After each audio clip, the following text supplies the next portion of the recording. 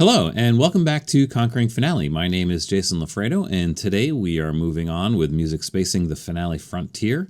We are looking at avoid collisions of, and in the document options under music spacing, that is the top section here in this pane, avoid collisions of. And there's a bunch of things that can be checked and unchecked, and then some options for unisons here, as you can see. Now, the way that you see it here is the way that it will be set up out of the box in Finale. Everything is checked except for the first two options. And essentially what this does is with every option that's checked, it's telling Finale to consider those options in the spacing algorithm. In other words, consider meaning avoid the collisions of these particular items. Now, you can uncheck and check anything that you want, and there are certain reasons to have things unchecked and certain reasons to have them checked. But you may be asking yourself, well, why not just have everything checked? That is sort of a good question, and part of the reason why chords in particular is unchecked is because with the chords option checked, you can get some strange results. Like if I just go here and manually space this, it's sort of okay for most of the chord symbols because they're kind of narrow, but when we go to this A flat major 7 chord, you'll see that it does introduce some weird spacing in the notes. The problem here is that the music spacing algorithm considers the entire stack on the beat, and when you include chords in that calculation, it has to include the left side of the chord all the way over to the right side of the chord. So if you can imagine a line going vertically here, just to the left of the 7 in the major 7 suffix there, and to the left, just at the A, that's the whole stack that Finale is considering, and you can see as I draw my little box here, everything is avoiding that to the right. Now this is kind of unnecessary because there's no reason why the major 7 suffix can't overlap with this A flat here, but unfortunately this is just the way that Finale does this. So in this particular case, and in most cases in fact, having chords unchecked is much better, because effectively with that unchecked, Finale will kern the A flat major 7 so that it can overlap this A flat here on the end of 1. The reason why you might want to have it checked is if you have a lot of these chords or a lot of these longer chord suffixes in many measures on a system, they could end up colliding with each other. And it's possible to turn that on, particularly when you have slash notation where it doesn't quite matter the note spacing here, but in most cases when you do have notes in addition to chord symbols, it's usually a good idea to have that turned off. I'm going to talk about this a little bit more in the next video. Hidden notes is also another one where you can get some special effects with this checked or unchecked articulations as well. So there's a few things going on here that I think are worth noting. Primarily what I wanted to talk about in this video is actually we're going to start with the right side of this section here of the avoid collisions of. So notes and accidentals and seconds and unisons. And in the part 2 we'll talk about the left side. Now it may seem obvious what these options are, but there's a couple things to know about this. So notes and accidentals. Obviously when Finale is avoiding notes colliding in the music spacing, it's sort of referring to the notes themselves, left and right. It will prevent the notes from colliding.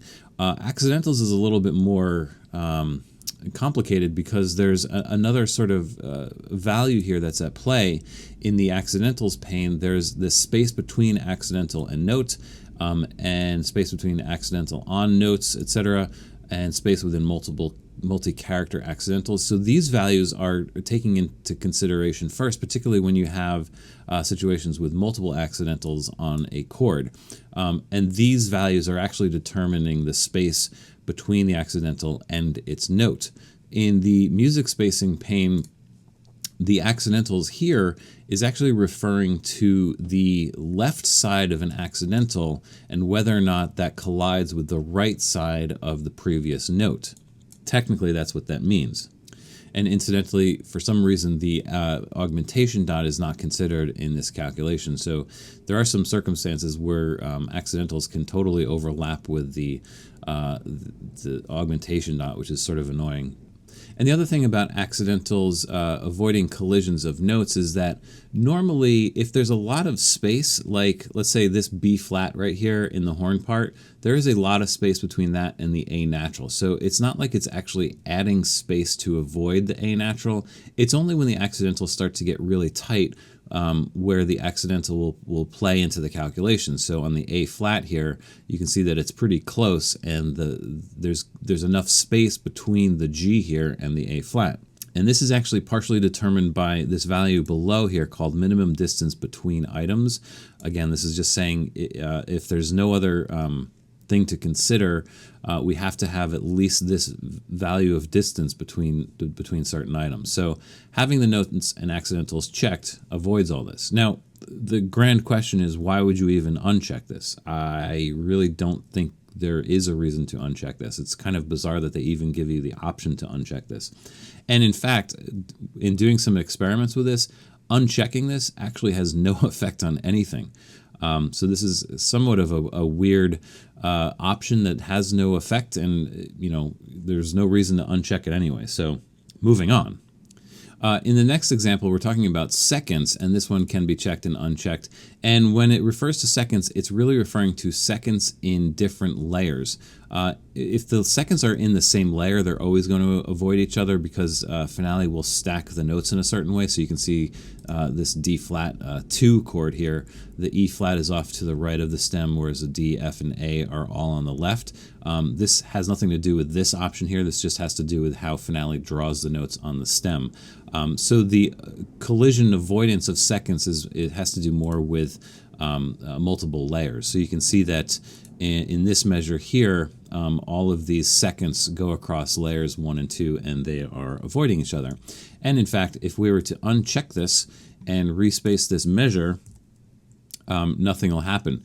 The interesting thing is about this is that seconds, when you respace seconds like this with this option checked, it actually introduces a manual adjustment to the note position that you can adjust from the special tools of these layer 2 notes.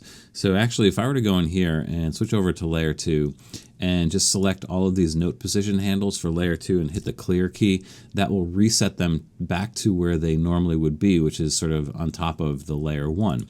Now, if I were to go into my document options music spacing and leave this unselected for seconds, you'll see that if I press 4, again, it's ignoring those seconds for music spacing. However, if I go back and turn that on, you will see that when I music space now, it's going to adjust those seconds. And again, you'll see that it basically is introducing a manual adjustment to those seconds, pushing them off to the right just enough so that the stems line up. Now, the next option down we have is unisons, and there's 3 different options here. There's different note heads in the middle, which is the one that's checked by default. There's none, and there's all note heads. So with this option checked, what you're seeing in this measure here is the result. So if the note head itself is different, the unisons will get offset. And again, you'll see that the half note here has a different note head than the quarter note on the second beat here. However, the 2 quarter notes on beat 1, since they share the same type of note head, they are allowed to overlap. And even the quarter note in layer 1 on beat 4 and the 8th note on layer 2 here, it's the same type of note head, so they are allowed to overlap. Now, again, this is basically using the same method as the seconds. It's introducing a intentional manual spacing.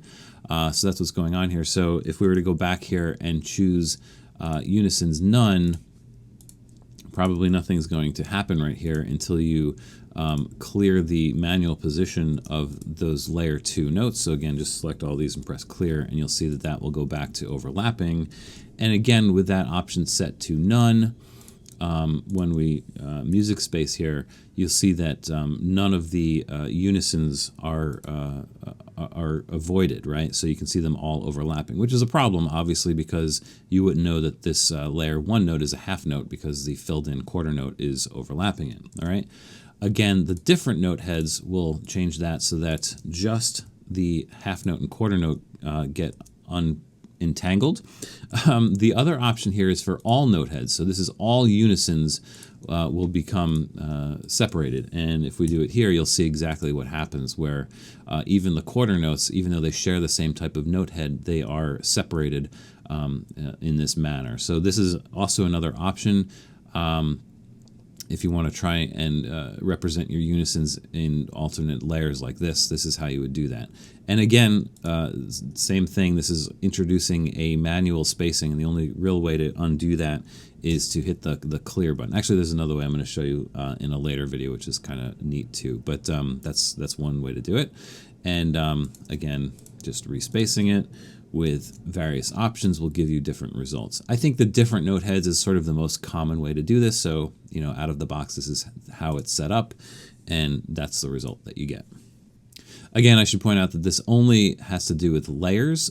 Unisons that happen to be in the same layer, it is possible. I don't have any examples of that in this particular file, but unisons within the same layer will always avoid each other regardless of the music spacing settings.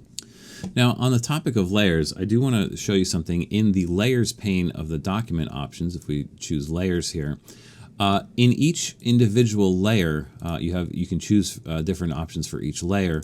There is a option to affect music spacing, and this can be checked or unchecked. So it is entirely possible to, say you don't want your layers 3 and 4 to affect the music spacing. Maybe you have a reason for that. Maybe you're just putting some hidden playback notes in there, and that's how you want to do that. So that's always an option, and you should just be aware of the results when you do this. So I'm just going to take layer 2 and uncheck affects music spacing, and you should see that if I respace this, it got a little bit scrunchier because it's not considering this eighth note at the end of the measure. So there's a little bit less width in this particular measure than there was previous. Again, these options can be checked and unchecked, and you can decide which layers you want to consider for music spacing. Now, there's sort of a long-standing problem with music spacing as it relates to layers, which I really, really, really wish that Finale would fix at some point. And that is that accidentals from one layer do not avoid notes from another layer. So you can see the serious problem here in this measure, particularly right here, this E natural F sharp A chord in layer 2, completely obliterating the A in layer 1 here. This is a real problem. You can see that the accidentals over here are avoiding the notes of layer 2 because they're in the same layer. It's an issue that I don't understand why they haven't been able to resolve this, but again, it's because accidentals in one layer don't avoid notes in another layer. Please make music if you're listening. This is something that has to be fixed. It's just a really bad problem. It just please fix it. The other issue I talked about briefly in the first video is that Finale doesn't kern accidentals, so it doesn't sort of tuck the accidentals when it can. If you look at this chord right here, you can see how far away this flat is from the A and the E flat from the E here. It's just really not a good look, and we can adjust these manually with the accidental mover tool. Make sure you're in the right layer, and very simply just lasso select those.